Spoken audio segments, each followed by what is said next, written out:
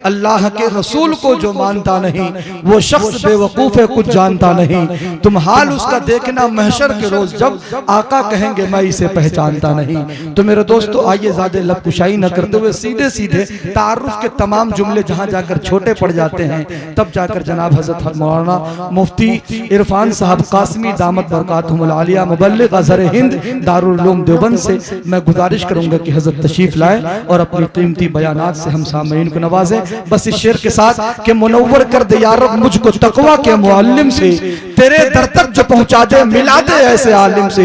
कुतुब खाने तो है अख्तर बहुत आफाक आलम में, जो हो अल्लाह का आलिम मिलो तुम ऐसे आलिम से। अल्हम्दुलिल्लाहि रब्बिल आलमीन वस्सलातु वस्सलामु अला अशरफिल अंबियाइ वल मुरसलीन व अला आलिहि व अस्हाबिहि अजमाइन, अम्मा बाद।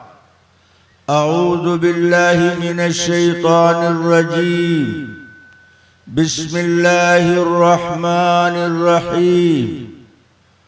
व अना अख्तरतुक फस्तमि लिमा यूहा इन्ननी अनल्लाह ला इलाहा इल्ला अना फ़अबुदनी व अक़िमिस सलाता लिज़िक्री। व अन अबी अय्यूब अल अंसारी रज़ियल्लाहु तआला अन्हु क़ाल जाअ रजुलुन इला नबी सल्लल्लाहु अलैहि वसल्लम फ़क़ाल इज़नी व औजिज़।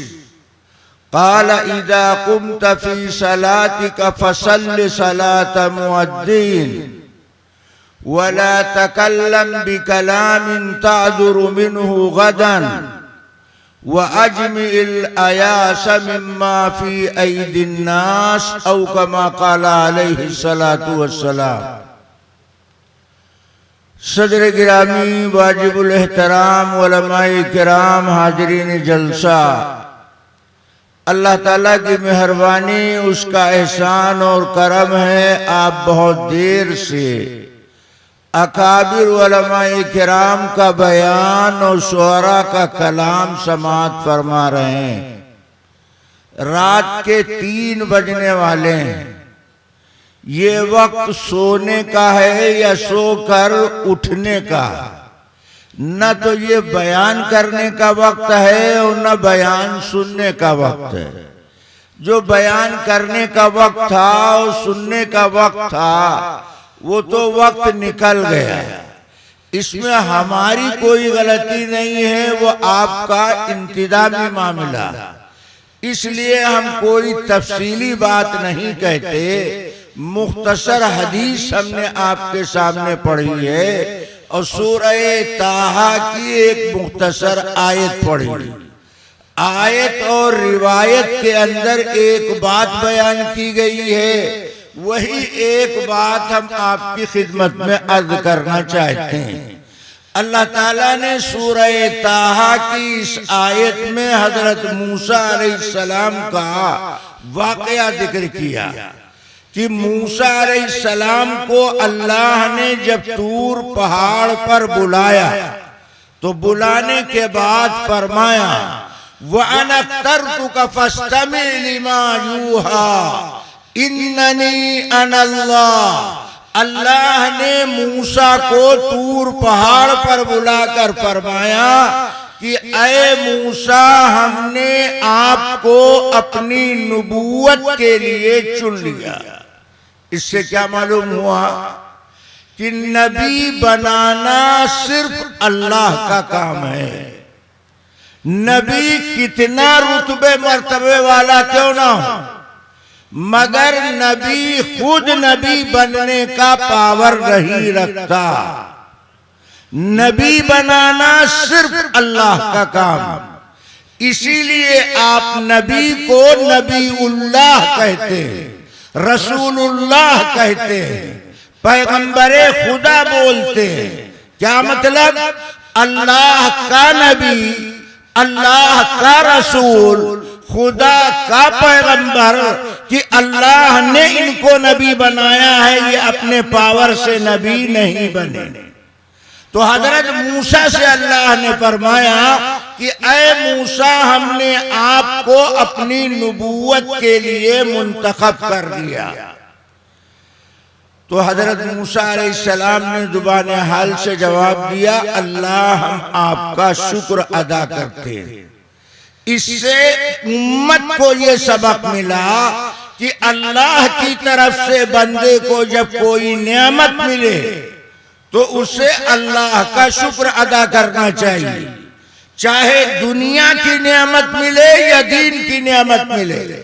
दुनिया की नेमत, पहले मकान नहीं था, मकान बन गया तो अल्लाह का शुक्र अदा करो। पहले गाड़ी नहीं थी, अब गाड़ी काबू में आ गई, अल्लाह का शुक्र अदा करो। दीनी नेमत मिले, पहले नमाज की पाबंदी नहीं करते थे, अब एहतमाम से नमाज पढ़ने लगे, ये दीन की नेमत मिली, इस पर अल्लाह का शुक्र अदा करना चाहिए। पहले तुम्हारे खानदान में से कोई हाफिज कुरान नहीं था, अल्लाह ने तुम्हारे बच्चे को हाफिज बना दिया, तो दिल में अल्लाह का शुक्र अदा करो कि अल्लाह ने ये दीन की बड़ी दौलत अता फरमाई। तुम्हारे खानदान में से किसी औरत ने हज नहीं किया था, कोई औरत हज करके आई तो उसे अपने दिल में अल्लाह का शुक्र अदा करना चाहिए। तो चाहे दुनिया की नेमत मिले या दीन की नेमत मिले, हर बंदे को उस नेमत के शुक्रिये में दिल में अल्हम्दुलिल्लाह कहना चाहिए, अल्लाह का शुक्र अदा करना चाहिए। अगर इस अमल का एहतमाम करोगे तो अल्लाह उस नेमत में इजाफा करेगा, यानी और बढ़ा करके दुनिया देगा, और जाति के साथ अल्लाह तुम्हें दीन भी अता करेगा। अल्लाह ताला ने हजरत मूसा से कहा, जब आप हमारे नबी बन गए, जरा ध्यान से सुनो, हम इधर उधर की आलतू फालतू पालतू बात नहीं कर रहे हैं, सिर्फ कुरान की आयत की तशरीह करेंगे। मूसा से अल्लाह ताला ने कहा, मूसा फस्तमी लिमा यूहा, हमारी बात ध्यान से सुनो। मालूम क्या हुआ, नबी भी अल्लाह के कानून का पाबंद है, नबी भी अल्लाह के कानून का पाबंद है। जब अल्लाह का कलाम पढ़ा जाए या अल्लाह की बात पेश की जाए तो हर सुनने वाले की जिम्मेदारी है कि वो ध्यान के साथ अल्लाह की बात सुने। बेतवज्जुही से दीन की बात सुनना ये दीन की बेअदबी, और आदमी दीन की बेअदबी करेगा तो अल्लाह की पकड़ से बच नहीं सकता। हजरत मूसा से अल्लाह कह रहे हैं, कान लगा कर हमारी बात सुनो, फस्तमी लिमा यूहा, पूरी तरह मुतवज्जे होकर हमारी बात सुनो। इससे क्या सबक मिला कि दीन बताने वाले को ये देखना चाहिए कि बात सुनने वाले अदब का लिहाज करते हैं या नहीं। अगर एहतराम से बात नहीं सुनते तो ऐसे नाकदरे लोगों को दीन की बात नहीं बतानी चाहिए। इसमें दीन की तौहीन, और मुसलमान को कभी भी दीन की तौहीन को बर्दाश्त नहीं करना चाहिए। हजरत मूसा अलैहिस्सलाम ने अल्लाह के इस सवाल के जवाब में कहा, ऐ अल्लाह, मैं सरापा कान बन गया। क्या मतलब? मैं पूरी तरह आपकी तरफ मुतवज्जे हो गया। तो जब मूसा अलैहिस्सलाम अल्लाह की बात पूरे ध्यान से सुनने के लिए तैयार हुए, तब अल्लाह ने असल बात की। मूसा से अल्लाह ने कहा, इन्ननी अनल्लाह, बेशक मैं अल्लाह। कौन कह रहा है? अल्लाह कह रहा है। किससे कह रहे हैं? मूसा कलीमुल्लाह से कह रहे हैं। कलीमुल्लाह नाम इसीलिए रखा गया कि मूसा की अल्लाह से बात हो रही। कलीमुल्लाह कहते हैं अल्लाह से बात करने वाले को। ये जो मूसा की अल्लाह से बात हो रही है तो अल्लाह ताला मूसा से कह रहे हैं इन्ननी अनल्लाह, बेशक मैं अल्लाह। तो मूसा अलैहिस्सलाम ने जब ये सुना तो मूसा ने कहा अल्लाह हमने आपको अल्लाह जाना, हमने आपको अल्लाह माना। तो अल्लाह ताला मूसा से कहने लगे मूसा अल्लाह का मतलब समझते हो? जरा ध्यान से सुन। कहा मूसा अल्लाह का मतलब समझते हो? तो मूसा ने कहा अल्लाह अल्लाह है। अल्लाह ने कहा अल्लाह का मतलब ये नहीं है कि अल्लाह को अल्लाह कह दिया जाए या अल्लाह को अल्लाह बोल दिया जाए, ये अल्लाह का मतलब नहीं। एक आदमी अल्लाह को अल्लाह कहता है, ध्यान से सुनो, एक आदमी अल्लाह को अल्लाह बोलता है मगर वो अल्लाह की इबादत नहीं करता तो वो अल्लाह को अल्लाह मानने वाला नहीं। अल्लाह को अल्लाह मानने का मतलब ये है कि अल्लाह के अलावा को माबूद न माना जाए, वो है अल्लाह को अल्लाह मानने वाला। और ये बात मैं अपनी तरफ से नहीं कह रहा हूं बल्कि इस बात की तफसीर कुरान की ये आयत करती। और उलमा जानते हैं कि जब आयत की तफसीर आयत के अंदर आ जाए तो इससे आला कोई तफसीर नहीं हो सकती। अल्लाह ताला ने कहा इन्ननी अनल्लाह ला इलाहा इल्ला अना।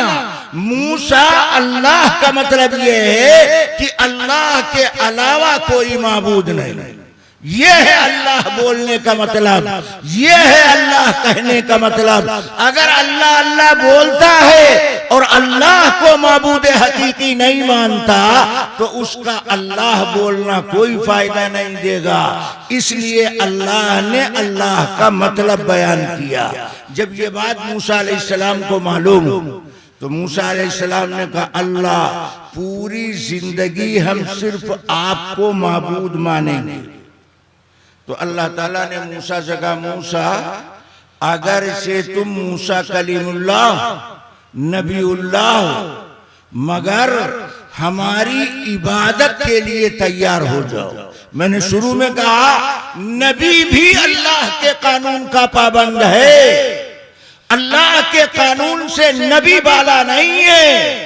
मूसा से अल्लाह कहते हैं फाबुदनी, मेरी इबादत के लिए तैयार हो जाओ। तो जब नबी को अल्लाह की इबादत का पाबंद बनाया जा रहा है तो उम्मती को बदर्जे औला अल्लाह की इबादत करनी चाहिए। जब मूसा से अल्लाह ने कहा मेरी इबादत करो तो मूसा अलैहिस्सलाम ने जुबान हाल से जवाब दिया अल्लाह हम पूरी जिंदगी आपकी इबादत करेंगे। तो अल्लाह ने मूसा से पूछा मूसा तुम मेरी कौन सी इबादत करोगे? तो मूसा अलैहिस्सलाम ने कहा अल्लाह इस दुनिया में आपकी इबादत के बहुत सारे तरीके जायज हैं। कोई रोजा रखकर इबादत करता है, कोई नमाज पढ़कर इबादत करता है, कोई सदका खैरात करके इबादत करता है। ये सब आपकी इबादत के तरीके हैं। तो अल्लाह ने हजरत मूसा से कहा सुनो ये सारी इबादतें हमारे लिए मगर इन तमाम तर इबादत में सबसे जामे इबादत उम्मुल इबादत जामिउल इबादत अगर कोई इबादत है वो है नमाज की पाबंदी करना। अगर नमाज की पाबंदी जिंदगी में है तो याद रखो वो अहम इबादत की हिफाजत कर रहा और सदका खैरात बहुत करता है और नमाज जुमा पढ़ता है। तो अल्लाह की नजर में वो इबादत करने वाला नहीं है। जामिउल इबादत है नमाज की पाबंदी करना। अल्लाह ने हजरत मूसा से कहा फाबुदनी, मेरे इबादत करो। मूसा ने कहा अल्लाह हम आपकी इबादत करेंगे। तो अल्लाह ताला ने कहा कौन सी इबादत करोगे? कहा वाक़िमिस सलाह, नमाज की पाबंदी करो। तो मूसा ने कहा अल्लाह हम नमाज की पाबंदी करेंगे। तो अल्लाह ताला ने मूसा से पूछा नमाज का मतलब जानते हो? नमाज कहते किसको? आप कहेंगे ये देवबंद के मौलाना आए हैं, हमको नमाज सिखाने आए, हम तो नमाज पढ़ना जानते हैं। नमाज का मतलब समझो कुरान के जरिए रुकू सजदा कौमा कादा, इसका नाम नमाज नहीं है। रुकू सजदे का नाम नमाज नहीं है। ये नमाज के अरकान में से एक रुकन है। इस अमल से नमाज की पहचान होती। रुकू सजदे को सिर्फ नमाज न समझो, ये नमाज का एक अमल है। नमाज किसका नाम है? कुरान ने खुद बताया, नमाज नाम है अल्लाह की याद का। अगर नमाजी नमाज की हालत में अल्लाह की याद से गाफिल नहीं होता है तो उसकी नमाज नमाज कहलाने के काबिल है। और अगर नमाज पढ़ते हुए वो दुकान का हिसाब करता है, खेत खलिहान में सफर करता है, तो नमाज की सूरत उसके पास है, नमाज की हकीकत उसके पास नहीं। एक है नमाज की सूरत और एक है नमाज की हकीकत। ये रुकू सजदा ये है नमाज की सूरत और यादे इलाही ये है नमाज की हकीकत। कुरान ने कहा अक़िमिस सलात लिज़िक्री, नमाज पढ़ो मेरी याद के वास्ते। नमाजी हालत नमाज में अल्लाह की याद से गाफिल न होने पाए। अब चंद रकात पढ़ोगे उसका सवाब उहद पहाड़ से ज्यादा मिलेगा। लेकिन अगर नमाज में सूरत है और नमाज की हकीकत नहीं तो रकात पर रकात पढ़ते जाओगे, अज्र मिलने वाला नहीं है। इसलिए फरमाया नमाज की जान है अल्लाह की याद। अब ध्यान से सुनो, आखिरी बात मैं कहता हूँ। ये हुई आयत की हल्की तफसीर, इसका खुलासा मैं जिक्र करता हूँ। नमाज नाम है अल्लाह की याद की। यहाँ बहुत सारे लोग बैठे हैं, वो कहते हैं मौलाना हम नमाज तो पढ़ते हैं मगर जैसे नियत बांधते हैं तो ध्यान इधर उधर चला जाता है। ये नमाज में वसवसा बहुत पैदा होता है। ये बीमारी नमाजी को नमाज की हालत में लगती क्यों है और इस बीमारी का शरई इलाज क्या है, मैं बीमारी भी बताता हूँ, दवा भी बताता हूँ। नमाज की हालत में वसवसा का पैदा होना, ख्याल का इधर उधर हो जाना, ये नमाज की शान को घटाता है। जब वसवसा आए तो इसका इलाज कैसे किया जाए? वसवसे का इलाज ये है, जब नमाज की हालत में दिल इधर उधर जाने लगे तो फौरन ध्यान नमाज की तरफ लगाओ। अब पहला सवाल ये है कि नमाजी के नमाज में वसवसे क्यों पैदा होते हैं? नमाज की हालत में ख्यालात ज्यादा इधर उधर क्यों जाते हैं? तो उसकी वजह यह है कि इस आदमी की पाकी में कमी। ये इस्तिंजा करता है तो इत्मीनान से पाकी हासिल नहीं करता। जिसकी पाकी में कमी होती है उसे नमाज में वसवसा ज्यादा पैदा होता है। उसे अपने पाकी की तरफ ध्यान देना चाहिए। फिर भी अगर वसवसा पैदा हो रहा है तो इसके दूर करने का दूसरा तरीका यह है कि जब वसवसा दिल में पैदा हो तो ध्यान नमाज की तरफ लगाओ, ये बीमारी खत्म हो जाएगी। तीसरा तरीका ये है कि जो आप नमाज में पढ़ रहे हैं आयतें या दुआएं, वो इतनी आवाज से पढ़ो कि खुद सुनाई पड़े। हम नमाज दिल में पढ़ना शुरू कर देते हैं। रुकू सजदा की तस्बीह जुबान से नहीं पढ़ते हैं, दिल से पढ़ने लगते हैं। ये जो दुआएं हैं जुबान से पढ़ो और इतनी आवाज से पढ़ो कि खुद सुनाई दे। अगर इस तरह पढ़ोगे तो वसवसा पैदा नहीं होगा। और तीसरा तरीका इसका ये है कि अगर माना जानता, मसलन सूरह फातिहा के माना मालूम है, अत्तहियात के माना जानता है, तो जब वो दुआएं पढ़ा करो तो उनके माना की तरफ ध्यान करो। जब माना की तरफ ध्यान होगा तो नमाज की हालत में वसवसा पैदा नहीं होगा। क्यों? इसलिए कि इंसान की फितरत जब उसके कान में कोई आवाज आती रहती है तो ध्यान उस आवाज की तरफ जाता है। तो जो कुछ आप पढ़ रहे हैं इतनी आवाज से बोलेंगे कि आपको खुद सुनाई दे, तो आपका ध्यान इस आवाज की तरफ जाएगा, इधर उधर नहीं जाएगा। नमाज से वसवसे की बीमारी दूर हो जाएगी। अब एक सवाल सुनो, नमाज की शान अल्लाह ने कुरान में बयान किया, इन्नस्सलात तन्हा अनिल फहशाइ वल मुनकर, कि नमाज नमाजी को बेहयाई बुराई से रोक देती। कितने नमाजी ऐसे हैं जो नमाज भी पढ़ रहे हैं, दाढ़ी भी काट रहे हैं, नमाज भी पढ़ रहे हैं, झूठ भी बोल रहे हैं, नमाज भी पढ़ रहे हैं, कर्ज पैसा ले लेते हैं, वापस नहीं करते। तो जब नमाज नमाजी को बेहयाई से रोकती है, तो ये कैसा नमाजी है कि नमाज भी पढ़ता है और गुनाह छोड़ने के लिए तैयार है? तो क्या नऊज़ बिल्लाह नमाज में कमी पैदा हो गई? ऐसा नहीं। अल्लाह का ऐलान दुरुस्त है कि नमाज नमाजी को बेहयाई से रोकती है। फिर ये दाढ़ी काटना क्यों नहीं छोड़ता, झूठ बोलना क्यों नहीं छोड़ता, धोखा देना क्यों नहीं छोड़ता, नमाज पाबंदी से पढ़ता है, ये गुनाह इसकी जिंदगी से क्यों नहीं जा रहा? इस सवाल का जवाब सुनो। हर बाप अपने बेटे के बारे में ये चाहता है कि हमारा बेटा गलत जगह पर न बैठे, न जुआ खाने पर, न शराब खाने पर, न जिना खाने पर। हर बाप चाहता है हमारी औलाद गलत अड्डे पर न जाए। मगर कुछ औलादें अपने बाप की बात को मान लेती, मगर कुछ औलादें बाप की नसीहत को नहीं मानती।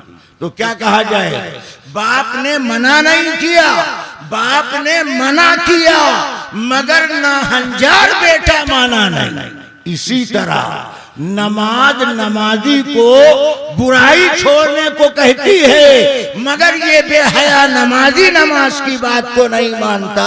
नमाज में कमी नहीं है, नमाजी के अंदर कमी है, उसे अपनी कमी को दूर करना चाहिए। एक हदीस मैंने पढ़ी इसी से मुताल्लिक, उसमें भी यही मसला बयान किया गया। हजरत अबू अय्यूब अंसारी सहाबी कहते हैं, मैंने सहाबी का नाम लिया, साथ में कहा अंसारी। ये अंसारी क्यों कहा? इसलिए ताकि पता चल जाए कि इस वाक़े का बयान करने वाला सहाबी मदीने का रहने वाला है, मक्के का रहने वाला नहीं। गोया इल्म शरीयत में इल्म जोग्राफिया भी मौजूद है। एक लफ्ज बोल देने से पता चल गया कि ये बयान करने वाला मदीने का रहने वाला है, मक्के का रहने वाला नहीं। अंसारी सहाबी वो कहलाते हैं जो मदीना के रहने वाले। ये अबू अय्यूब ये मदीना के रहने वाले। जब ये वाकया बयान कर रहे हैं तो पता चला ये वाकया मदीने में पेश आया। हुआ क्या, एक दिन अल्लाह के नबी अलैहिस्सलाम मजलिस में तशरीफ फरमा थे। अबू अय्यूब कहते हैं, जा रजुलुन इलन नबी सल्लल्लाहु अलैहि वसल्लम, इतने में एक आदमी चल करके आया। ध्यान से सुनो, ये अबू अय्यूब अंसारी का अंदाजे बयान ये बताता है कि आने वाला आदमी कोई कौम का चौधरी बड़ा आदमी नहीं था, वरना उसका नाम कौम का लक़ब जिक्र किया जाता। अबू अय्यूब ने मुजमल तरीके पर तस्करा किया, जा रजुलुन, एक आदमी आया। वो आदमी कौन था, क्या नाम था, किस कबीले का, पता नहीं। एक आम किस्म का आदमी आया और नबी अलैहिस्सलाम के पास बैठ गया। वो आने वाला आदमी नबी के पास बैठकर बोला, इज़नी व औजिज़, अल्लाह के नबी मुझे दीन की मुख्तसर बात बताइए। हम पूरी रात दीन की बात सुनने के लिए नहीं आए, हम थोड़ा सा वक्त निकाल कर दीन सीखने के लिए आए, लिहाजा हमें दीन की मुख्तसर बात बताइए, लंबी चौड़ी तकरीर न कीजिएगा, हम लंबी चौड़ी बात याद नहीं कर पाएंगे, हमें दीन की मुख्तसर बात बताइए। अल्लाह के नबी ने उस देहाती को अपनी मजलिस से बाहर नहीं किया कि बेअदब मालूम होता है। कह रहा मुख्तसर बात बताओगे तो सुनेंगे, लंबी बात बताओगे तो नहीं सुनेंगे। हम आप होते तो हाथ पकड़ के उठा देते, मगर नबी ने उस देहाती को पास बिठा लिया। इससे क्या सबक मिला, ध्यान से सुनो। इससे ये नसीहत मिली कि अगर कोई दीन का मसला जानने के लिए किसी आलिम इमाम के पास आए तो उस दीन मालूम करने वाले को, इमाम आलिम को इज्जत की निगाह से देखना चाहिए। क्यों? वो दीन सीखने के लिए आया, मदरसे में पढ़ने के लिए गरीब का बच्चा आया, मजदूर का बच्चा आया, वो कुरान पढ़ने आया है। तो मोहतमिम साहब को उस देहाती के बच्चे को मोहब्बत की नजर से देखना चाहिए। नबी ने इस देहाती को करीब बुलाया, अच्छा भाई ठीक है, मैं तुम्हें दीन की मुख्तसर बात बताए देता हूँ। ये दीन एक दिन में नहीं फैला, 23 साल में फैला। नबी ने उस देहाती को क्या मुख्तसर बात बताई? नबी ने कहा सुन, हम तुम्हें 3 मुख्तसर मोटी मोटी नसीहत करते हैं। हम तुम्हें 3 मुख्तसर मोटी मोटी नसीहत करते हैं। पहली नसीहत तो नबी ने ये किया, इदा कुमत फी सलातिका फसल्ल सलात मुअद्दिन, कि देख तू नमाजी आदमी, ऐ देहाती तू नमाजी है, जब तू नमाज पाबंदी से पढ़ता है तो अब तेरी नमाज में फर्क पैदा होना चाहिए। 40 साल से नमाज पढ़ रहे हो, फिर भी ये शिकायत करते हो नमाज में दिल नहीं लगता। अरे अपनी नमाज में शान पैदा करो, ताकत पैदा करो। तो नबी ने उस देहाती से कहा तू नमाजी आदमी है, मैं तुम्हें ऐसी नसीहत करता हूं कि अगर इस नसीहत पर तुम अमल कर लोगे तो तुम्हारी नमाज में जान पैदा हो जाएगी, तुम्हारी नमाज में शान पैदा हो जाएगी। वो कौन सा तरीका? नबी कहते हैं सुनो, अब जब नमाज पढ़ना, हर आदमी ध्यान से सुने, कहा अब जब नमाज पढ़ना तो हर नमाज को अपनी जिंदगी की आखिरी नमाज समझ करके पढ़ना। अब जब नमाज पढ़ना तो हर नमाज को अपनी जिंदगी की आखिरी नमाज समझ करके पढ़ना।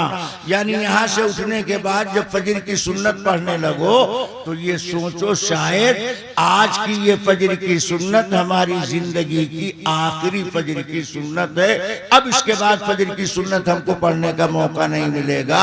आदमी को अगर ये पता चल जाए कि इस नमाज के बाद हमें मौत आएगी तो बताओ वो नमाजी 2 रकात कितना दिल लगा के पढ़ेगा।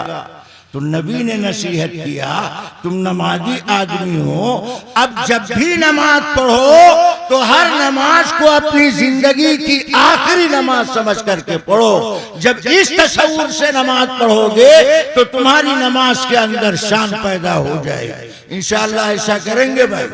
कौन कौन करेगा जरा हाथ उठा। अगर इतने लोगों ने भी अमल कर लिया तो मैं समझता हूं पूरी रात बैठे रहना यह हमारे लिए कामयाबी का जरिया।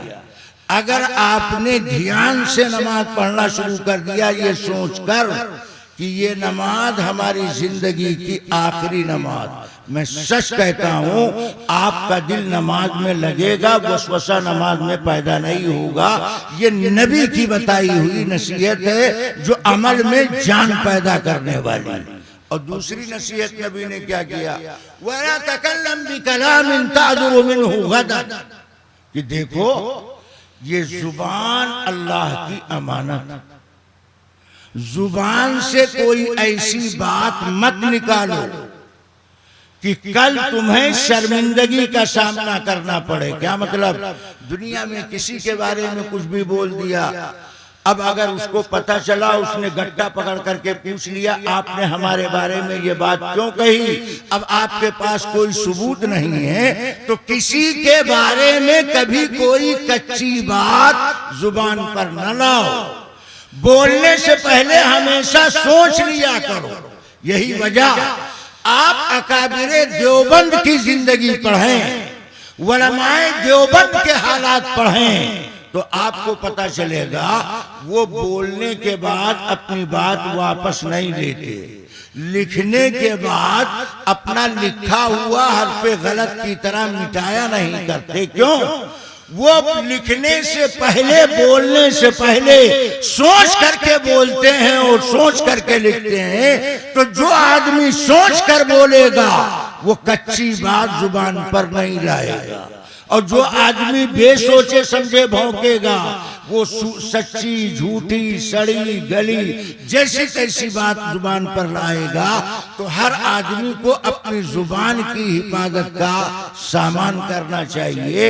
इस जुबान से कोई गाली दे दिया तो सामने वाले की पेशानी पर बल आ जाता है, और कोई तारीफ कर दिया तो सीना उसका चौड़ा होने लगता। मालूम हुआ बोलने का असर पड़ता। तो जुबान से सही सच्ची बात बोलो, गलत बात मत बोला करो। नमाज की भी हिफाजत करना और जुबान की भी हिफाजत करना। तीसरी नसीहत अल्लाह के नबी ने किया, वह अजमील अयास मिम्मा फी ऐदिन नास। और देखो नबी के समझाने का ढंग देखो। नबी ने तीसरी बात उस देहाती को बताया, मिम्मा फी ऐदिन नास, लोगों के हाथ में दामन में जो नजर आए उस पर ललचाई निगाह न डालो। वह अजमील अयास, अपने आप को उससे मायूस कर लो। क्या मतलब? अगर उसके दामन में तिजोरी की चाबियां नजर आ रही हैं तो उसकी चाबियों